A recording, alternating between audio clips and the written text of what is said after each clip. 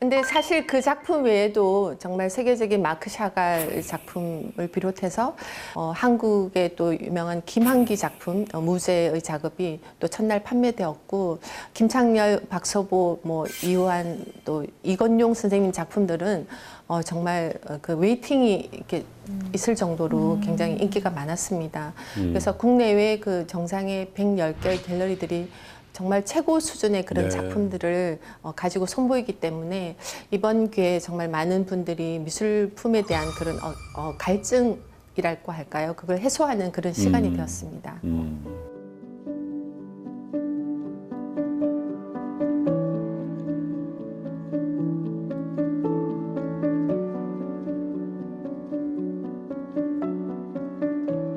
올해 지금 방문객이 8만 명에 정말 수익도 어마어마했고 막 줄까지 서 있었고 그러셨잖아요.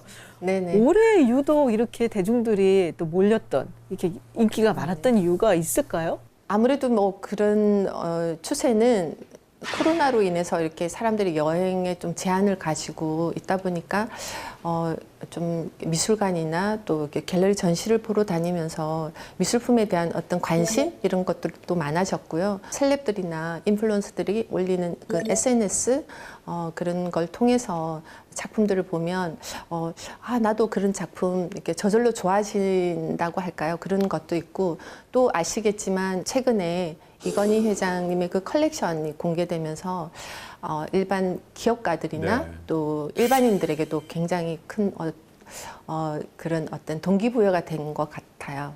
기존에 세계적인 아트 페어들이 몇 개가 있거든요. 스위스 바젤도 있고, 그다음에 아트 바젤 홍콩도 있고, 근데 그게 다 연기가 됐어요. 작년, 재작년까지만 하더라도 홍콩 아트 페어에 가는 거가 거의 모든 약간 인플루언서들의 뭐 이정재 씨도 가고 뭐 이러면서 거의 유행처럼 됐었거든요. 거기 아직 안 갔니? 뭐 이 수준으로 그런 정도로 유행을 했었는데 거기 다 막혀버리니까 이제 국내 시장으로 더 오히려 들어오게 되는 건데, 한국이 되게 이 기회를 잘 잡았으면 좋겠는 게, 그러네요. 그리고 위치적으로 봤을 때는 이 상하이나 북경에 있는 부자들도 비행기 타고 오기 되게 좋고, 동경에 있는 부자들도 비행기 타고 오기 좋단 말이에요. 그러네요. 그러니까 한반도가 아시아권에서는 중심이 될 수 있을 만한 되게 좋은 조건인 거예요.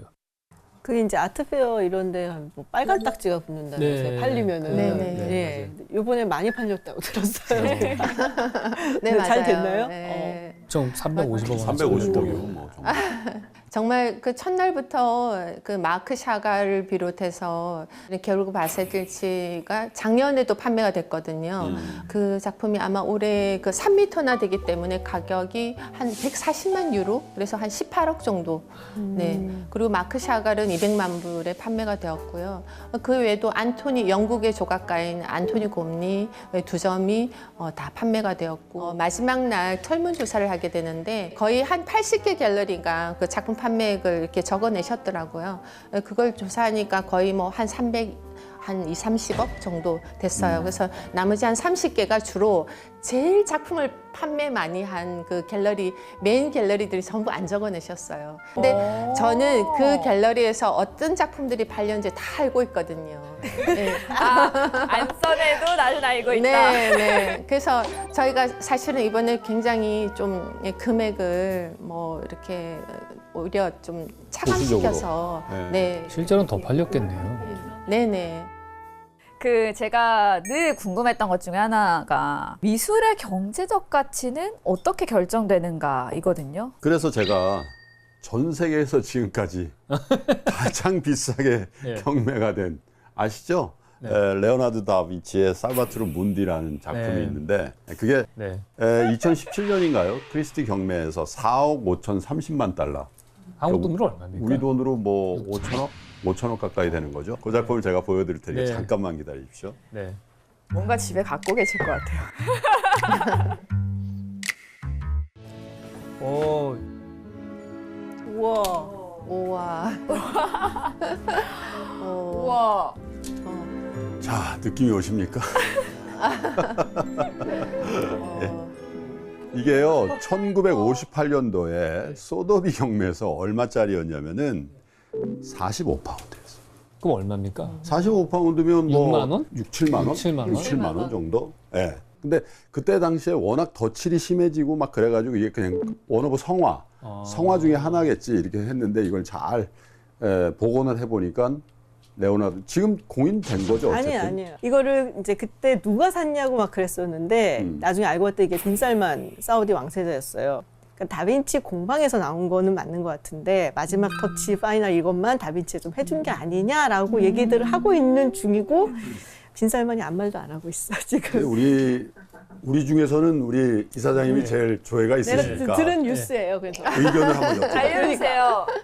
아, 저도 노코멘트입니다.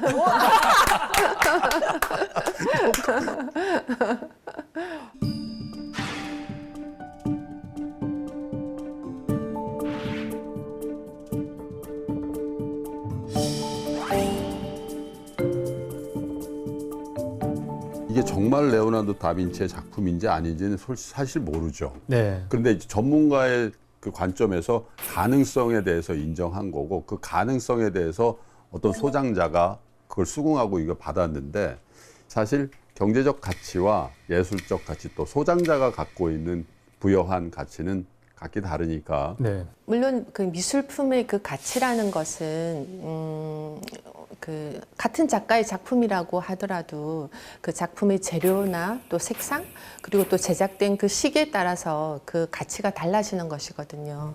그래서 우리가 어떤 작가의 작품을 소장한다는 것은 정말 세상에 단 하나밖에 없는 그 작품을 가지게 되는 건데 작품을 소장함으로써 얻게 되는 그런 어떤 심리적인 가치, 그게 최우선인 거잖아요. 그리고 또 그 작품이 희소성을 발휘한다고나 해야 될까요? 그러니까 가격이 비싸더라도 사고 싶어하는 사람들이 많이 생기면 가격이 올라도 살 수밖에 없는 것처럼 미술품도 마찬가지인 것 같아요. 그 컬렉터들이 이제 작품 같은 거에 이제 관심을 가진 뉴스가 이제 3D해서 하나가 데스. 아, 됐어. 그러니까는 죽어야 작가가 된다. 죽으면은 더 이상 안 나오잖아요 작품이. 그리고 하나가 디보스. 그러니까 이혼을 하면은 이제 영향이 있어요. 작품이 좋아진대? 아니 이게 이상한 역할이네 이분. 왜 지금. 어려움이 있으면 작품이 확 좋아지잖아. 아니 근데 디보스를 하게 되면 이걸 누가 가져가느냐 이런 문제가 생기게 되니까 그리고 마지막 하나가 데스 해갖고 빚이 있는 사람 이런 얘기가 나오게 되면 작품이 나올 때가 됐다.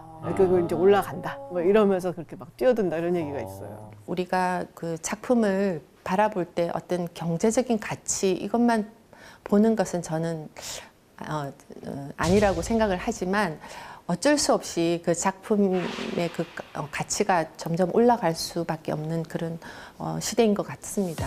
지드래곤도 미술 작품에 네. 엄청 큰 관심을 보이고 있고 아까 말씀드린 것처럼 BTS RM도 꾸준히 작품을 SNS에 올리고 또 팬들에게 많이 알려주더라고요. 이 셀럽들의 경우에 비교적 젊다는 점에 좀 주목을 하게 되는 것 같아요. 아까 말씀하신 것처럼 이전과는 확실히 좀 세대가 네. 낮아졌다.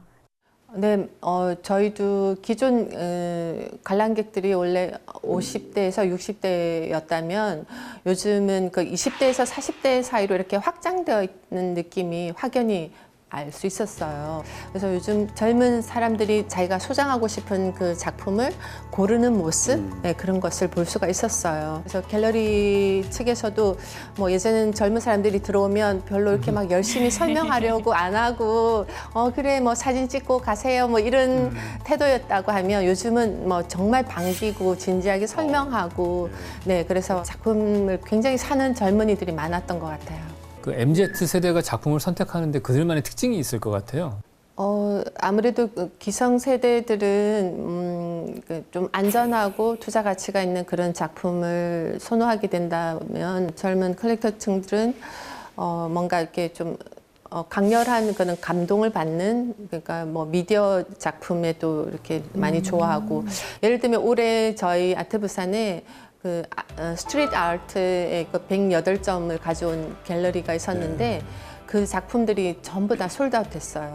전부 20대, 30대 분들이 와서 사갔다는 거죠.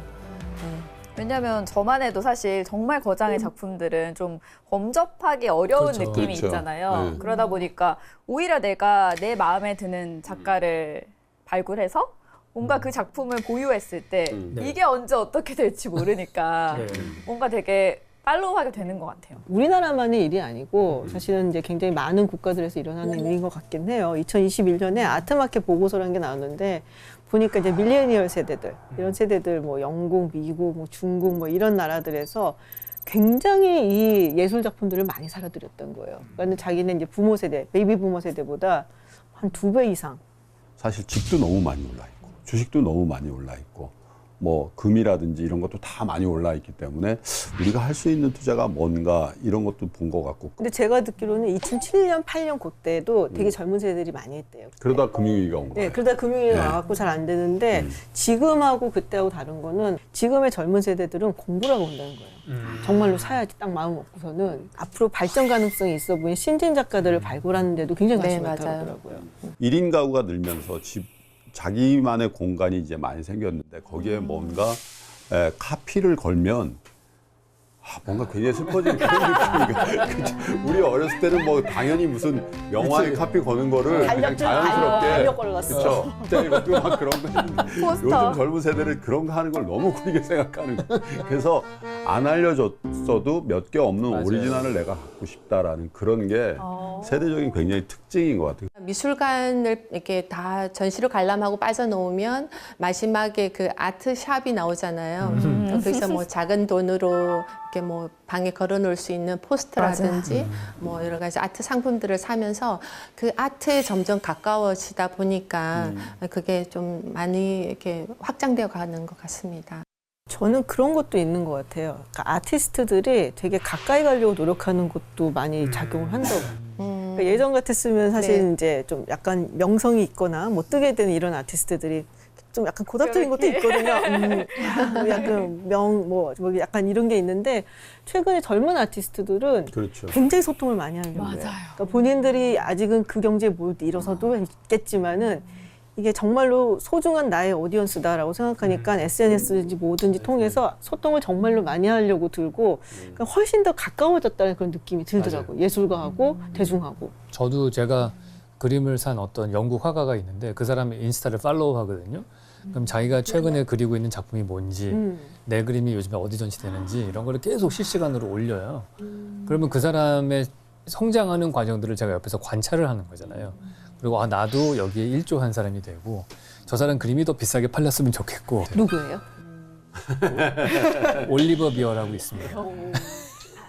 네, 작년에 그 타디스 로팍에서 구매하신 그 올리브 비어 작품이 올해는 없어서 살 수가 없었어요. 그 정도로 정말 그 세계적인 미술관에서 이렇게 전시가 일어나고 하는 거 보면 작가들이 이렇게 성장하고 그 작가에게 굉장히 중요한 경력이 되기 때문에 내가 소장한 작가에 대해서 굉장히 궁금해하고 또 그 작가 외에도 꼭 그 작가만 보게 될까요? 아니죠. 또 그 주변의 작가들도 또 검색하게 되고 이러다 보면 아무래도 미술품에 대한 어떤 그런 궁금증도 또 해소하게 되고 관심이 더더욱 깊어지는 게 아닐까요? 거기다가 이제 또 그림 하나도 n분의 1로 쪼개서 살 수 있게 돼 있으니까. 그러면은 그 n분의 1 투자하는 거잖아요. 어떻게 네. 보면은 그러면 수익을 어떻게 그러니까 나중에 팔 때 n분의 1로 나오는 거죠. 어떤 주체가 어떤 그림을 어떻게 보관하고 어떻게 또 부가가치를 창출하느냐에 따라서 수익률이 굉장히 많이 차이 날 거 아니겠어요? 네, 그렇죠. 근데 그런 부분에 대해서도 조금 구분을 하면서 하실 필요성이 좀 있어 보이긴 해요. 네. 미술 시장에도 요즘에 그 NFT라고 해서 블록체인 기술을 이용해서 네, 맞아요. 새로운 기술을 그 가치를 만들어내는 것들이 막 생겨나잖아요. 근데 그게 그러면 지금 정말 믿고 해도 되는 단계인지. NFT는 어떻게 보면 그 블록체인이나 또 뭐 이 그 가상 현실이라는 것과 다 연결이 돼 있어서 미국에서는 굉장히 상업적으로 지금 부각이 되고 있거든요. 미술품도 미술품이고 또 예를 들면 NFT가 미국에서 지금 제일 활발하게 거래되는 게 미국 그 NBA 있잖아요. NBA 농구 그 유명한 그 슛 장면이라는 이런 것들을 그러니까 non-fungible 토큰이거든요. 그러니까 이게 복제 불가능한 그런 거거든요. 근데 그게 실제로 굉장히 거래가 많이 되고 일단 우리 시장에서도 그런 추세를 반영해서 시장은 좀 생길 것 같다는 느낌이 듭니다.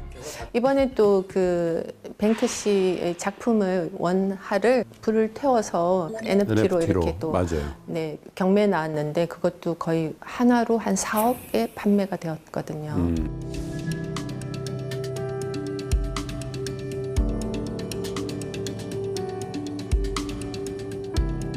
저희 미술 시장을 운영하는 사람으로서는 앞으로 이 NFT 그 시장이 굉장히 확장될 것으로 보여요. 최근에 3월 그 크리스티 경매에서 NFT 작품으로 이슈가 됐던 그 비플의 The First 5,000 Days라고 하는 작품을 보신 적 있으시죠? 예. 최근 5개월 만에 거의 100배의 그 매출을 올리고 있거든요. 그래서 이건 또 다른 아트테크의 전환점이 되지 않을까 이런 생각도 하고 좀 저희들은 관망하면서 좀 지켜보고 있는 움직임을 지켜보고 있는 상황입니다. 사이버 가상 공간이라는 게 나왔는데 그 가상 공간이라고 하는 새로운 공간에 미술이 직접적으로 개입된 적이 별로 없어요. 새로운 시장이 형성된 적이. 그게 복제가 가능했기 때문에 형성이 안 됐던 건데 NFT 기술을 이용해서 복제가 의미가 없게끔 만들어주면 오리지널리티가 생기면서 그 작품의 아우라가 생기니까 그게 이제 거래가 될 수 있는 아트가 되기 시작을 하는 거라서 기술적인 문제가 해결이 됐기 때문에 그 시장은 제가 볼 때는 만들어질 수밖에 없을 것 같다라는 생각은 들어요. 저 뒤에 있는 그 데이비드 살레 작품도 사실은 이 자리에 저희가 대형 TV가 걸려 있었거든요. 그래서 참 이 작품을 걸 때 사실 가족들 간의 분쟁도 좀 있었어요.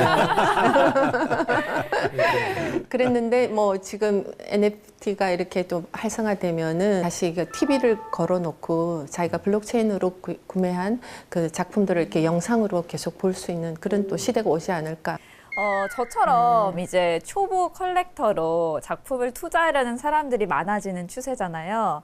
이제 네네. 처음 작품을 구매할 때 저희가 좀 검토해봐야 되는 건 뭐가 있을까요? 아무래도 저희 아트페어는 그 엄선된 그 갤러리들이 자기들의 그 대표적인 작품을 들고 나오기 때문에 초보 컬렉터일수록 아트페어에 나와서 천천히 작품을 훑어보고 자기 마음에 와닿는 그 예산에 맞춰서 그런 작품을 컬렉션하다 보면 굉장히 안전하고 값이 올라가지 않다 하더라도 그동안 자기가 이렇게 걸어두고 이렇게 정말 즐거워하고 행복해하는 그것으로서 그 큰 가치를 다 누릴 수 있다고 생각합니다. 저도 저게 제일 중요한 것 같아요. 걸어놓고 볼 만족이 때마다 있어야죠. 기분이 얼마나 좋겠어요. 잘 모르시면은 뭘 네. 보면 되냐면요. 아트페어에 딱 가셔가지고 되게 넓은 면적을 차지하고 있는 갤러리부터 가세요. 그 메이저 갤러리라고 해서 그림의 화풍이 또 다르거든요. 다 미는 작가들이 다르기 때문에 그걸 보면은 여러 번 가면은 이제 이게 추세가 이렇게 가는구나라는 안목이 조금씩 생겨요. 그런 조그만한 페어들이 많이 열려요. 6월 달에만 하더라도 젊은 신진 작가들만 모아서 하는 페어가 있어요. 거기 가시면은 이게 작품들 가격도 되게 싸고 떠오르는 샛별들을 이렇게 보실 수 있을 거예요. 젊은 작가들을.